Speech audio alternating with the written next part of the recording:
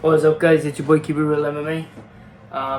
Back in the security office in work. So I want to make this quick video on the Imavov versus Strickland card, and well, rather Strickland versus Imavov because obviously Strickland's higher ranked. But yeah, I just wanted to make a quick video on it. I gotta be honest, I watched the first 3 fights, and yeah. I watched the first three fights, and then I had to go to bed. Obviously, I work days, as some of you that have watched from a couple of months back. Yeah, I've been doing days, so that's why I've been missing a lot of cards. Like I missed like the last 4 cards of the last year too. So it is what it is. But yeah, for the record, I went 8-3 on this card, pretty decent. I swept the prelims. I went 6-0 on the prelims. And yeah, and then just a couple of fights wrong here and there, and then yeah. So let's start with the first fight of the card, which was Charles Johnson versus Jimmy Flick. I went with Charles Johnson by TKO in the second. No, I didn't. I went with Charles Johnson by 30-27. I believe he got it done by first round. I don't know how everybody won past the fights that I watched. But yeah, Charles Johnson got it done by first round TKO. It was a good fight. Charles Johnson, for as long as he lasted, Charles Johnson was just winning on the feet pretty comfortably. Jimmy Flick ends up on the bottom, and ground and pound shots from Charles Johnson. It was a bit of an early stoppage, but at the end of the day, Jimmy Flick seemed like he just had enough, to be honest with you. So it is what it is. Yeah, man, like I said, I like the activity of Charles Johnson, and I like the fact that he was willing to get straight back in there after getting a robbery win. So yeah, good job on Charles Johnson. It was a decent scrap for as long as it lasted, and yeah, he got it done. Next one on the card, Dan Argueta versus Nick Aguirre. I did go with Dan Argueta by, I think I said TKO, but he got it done by decision, 30-27. It was a very dominant performance. He just got one takedown each round, laid on top, and did some pretty effective ground and pound. Attempted some submissions, just doing enough to win basically at 30-27. I gotta be honest though, man, they both looked very suspect on the feet. Defensively and offensively, they looked very, very suspect. Dan Argueta was throwing some nice body shots though, mixing things up.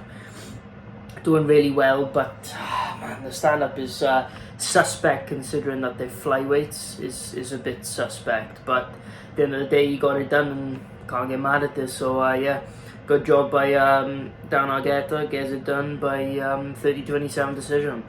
Next fight on the card, Alan Nascimento versus Carlos Hernandez. I did go with Alan Nascimento by rear naked choke in the 3rd round, but I believe he got it done in the 2nd round. When did he get it done? First round, one of the two. I can't remember. My memory's phased, but yeah, he got it done by rear naked choke. It was a good fight. He kind of just went straight at him from the get go, but that's kind of like that short box type style. Because obviously, yeah, Charles Oliveira in his corner. That's kind of the style that they have. They go straight after you, press you until you wear out, and then they submit you. Obviously, because that is Oliveira's game. So yeah, good job by Alan Nascimento. Gets the bonus too. Did extremely well. Like I said, just pressed forward, kept the pressure on, and eventually found himself on the back. He stayed on the back and then managed to sink in the rear naked choke. Good performance, man. That's all that can be said on it. Really, it was a good performance. Oh, okay. Next fight on the card, Mateus Rebecki versus Nick Pure. I did go with Mateus Rebecki. I can't remember what he got it done by, but he did get it done. For what I heard from other people is that he tried to scrap a lot more than he usually does. Used his grappling to effect, like he used it very well, but in the first 2 rounds he was really trying to scrap, and clearly looking for a knockout win, but still was winning on the feet, doing extremely well. Nick had no answer for him, and Mateus Rebecki just did what he had to do to win the fight, and performed extremely well. like I said, I didn't see this fight, so it's a bit iffy for me, but at the end of the day, he got it done.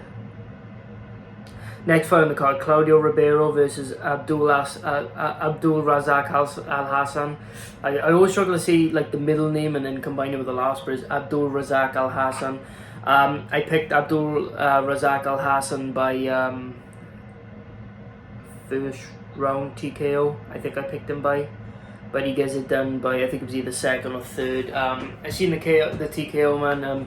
Claudio Ribeiro just couldn't handle the shots anymore. Abdul was a bit tentative at the start. He was a bit cautious, but eventually, man, he just committed to what he wanted to do and just stuck his striking out there. And eventually finished Claudio Ribeiro, man. It was a great performance by Abdul Razak Al Hassan. The only problem is he's basically a bottom feeder of middleweight when it comes to like just underneath ranked guys, so is a bit iffy, but there's probably some matchups for him. Middleweight's trash. Give him like a Carl Roberson or something, you know what I'm saying? Give him someone, but yeah, decent performance. Next fight on the card, Javid Basharat versus Mateus Mendonca. I went with Javid Basharat by decision, and I think I don't know what I got. I don't know what he won by, but yeah, Javid Basharat gets it done. Like I said, this guy's very talented. You need to watch out for him. I said from the start, like this guy is almost ready for the ranked people. He probably is ranked for like a top 15 guy, ready for a top 15 guy, but not quite top 10, top 5. But this guy's really fucking good, man. He's really good, and I can only see him just improving from here. You know what I'm saying? Like he just looks really fucking good, and you can't fault it. He's gonna beat up these unranked guys, most of them. So why not just give him somebody in the top 15, get it out of the way, and then we can enter him into it. A lot of people were calling for him to fight Chris Gutierrez. Bit strange. Chris Gutierrez would win that, in my opinion. I don't think Javid's ready for that, but I think Javid's ready for a top 15 guy. Maybe give him like a, I don't know, top 15. Maybe just outside the top 15. Maybe just outside the top 15. Not quite top 15. But anyway, good performance by Javid Basharat. Next fight on the card, Umar Nurmagomedov versus Ronnie Barcelos. I went with Umar Nurmagomedov getting it done by decision, I believe, or TKO. No, I went by decision. Yeah, he got it done by first round KO. He sparked Ronnie Barcelos out cold. Umar said it was the first KO of his career. See, if that old Dagestani fought like that, I wouldn't care, but they don't. But it was a great KO. I see the KO. He threw like a knee, and then as he came down, he threw the left hand, connected right on the tip of Barcelos' chin, put him out cold. Yeah, man. There's not much you can say about it, but it was a great performance. He's definitely the best striker out of them. I gotta be honest. It was like I said, it was a great KO. Did what he had to do, and to be honest with you, we can't ask for more. Give him someone like maybe like a Ricky Simone or a Jack Shaw or someone like that. You know what I mean? Someone that he can test himself against and see where he goes from there. To be honest with you, I mean, but great KO. Did what he had to do it. Yeah. Maybe give him someone like Pedro Munoz. Maybe Pedro would be a good fight. But the only problem with Pedro is he's basically like the same stylistic matchup as Ronnie Barcelos. But to be fair though, his chin's a lot better than Barcelos is. So maybe that'll be an interesting fight because Pedro. I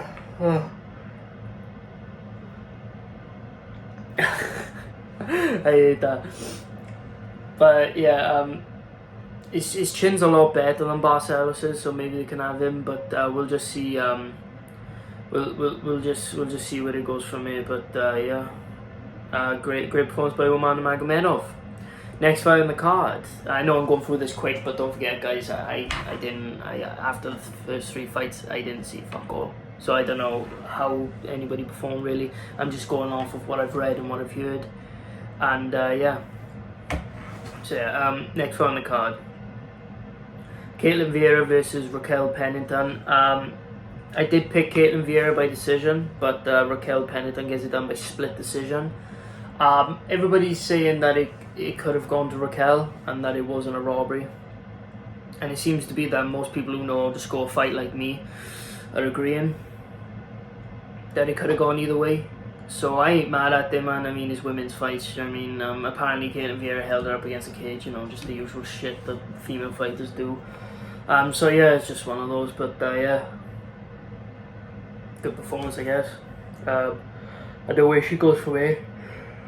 Oh, I feel me yawning. Sorry guys, I don't know why I'm yawning. I just yawn when I talk for a long time. I just start yawning. I don't know why.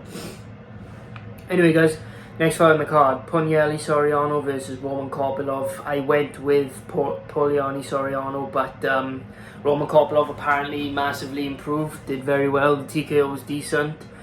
He did what he had to do to win. I mean, apparently he was a lot more urgent, a lot better on the feet, and yeah, he did what he had to do. Obviously, Roman Kopylov isn't like these other Ovs, you know, with a V. He isn't like these other Russian guys, so he hasn't got a lot of experience, but I think he's like 30, 31 years old, so he needs to, you know, really make his way up the rankings now. But yeah, he's got some decent wins under his belt now. I mean, if he can just keep the momentum going, I think he'd be okay. And yeah, he proved me wrong. I said that he would get TKO, but he ends up being the one TKO and Pugliani Soriano, so good job by Roman Kopylov. Next fight on the card: Dan Ige versus Damon Jackson. Who the fuck picked Damon Jackson, man? I obviously went with Dan Ige by KO. Dan Ige, I can't remember which round he got it done by, but he got it done by KO. A fight usually own all the time. But yeah, Dan Ige, great performance apparently. Walk off KO. I knew Damon Jackson wasn't gonna win. It was pretty fucking obvious. He makes every fight close with bottom feeders. He beats bottom feeders with legit closeness. And the thing is like, if you put him up against Pat Sabatini again, Pat Sabatini would beat him. So it's just one of those, man. But Dan Ige, you know, incredible power, does what he has to do to win, and yeah, great job by him. Next fight on the card, the main event: Sean Strickland versus Nasruddin Imavov. I did go with Nasruddin Imavov. I was a bit worried because I knew Nasruddin Imavov was a bit overrated. I knew that he would struggle against Sean Strickland on the full camp. I knew Strickland would win, 100% guaranteed if he was on a full camp. But the only reason I picked against him because he took it on 4 days' notice. But Nasruddin is the one that gassed out first and got a second win in the 5th. But Sean Strickland gets it done, 49-46. Yeah, man, he does what he needs to do. I've seen the highlights of the fight where he's just pressing forward and landing massive shots. Strickland did a very good job. Seems like his chin held up very good. And yeah, ran away with it as the fight went on apparently. And yeah, did what he had to do. I knew Nasruddin was overrated because I looked at the Phil Hawes fight. And not to say that Phil Hawes isn't good, but, you know, there seems to be a bit of a chin issue.